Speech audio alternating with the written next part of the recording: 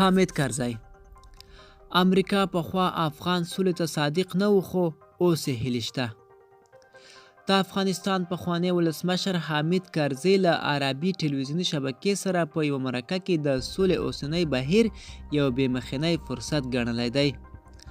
نوموړي ویلي چې د د واکمنۍ پر مهال امریکا متحده ایالاتو د سولې لپاره رښتینې اراده نه درلوده او په خبره لکه امریکا سره د مخالفت یو علت همدا و چې د ترهګرو اصلي ځالو ته یې پام نه کاوه.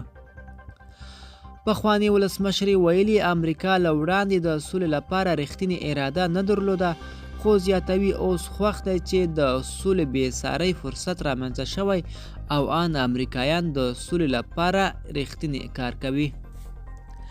حامد کرزي وایي د سولې اوسنی فرصت څخه دې ګټه واخیستل شي او هیله یې ښودلې چې د طالبانو پاتې بندیان خوشي او بین الافغاني خبرې پیل شي. د نوموړي په خبره د هغې هوکړې په اړه چې د امریکا او طالبانو ترمنځ په دوحه کې لاسلیک شوې ښه هوکړه ده، ځکه د کرزي په اند په یاده هوکړه کې ځینې داسې برخې لکه په افغانستان کې د جګړې او د دښمنیو پای ته رسولو، بین الافغاني خبرو پیلول او له افغانستان څخه د بهرنیو ځواکونو وتل په حقیقت کې هغه څه دي چې دوی ورسره موافق دي. ملګرو، دا وه زموږ چمتو شوې ویډیو.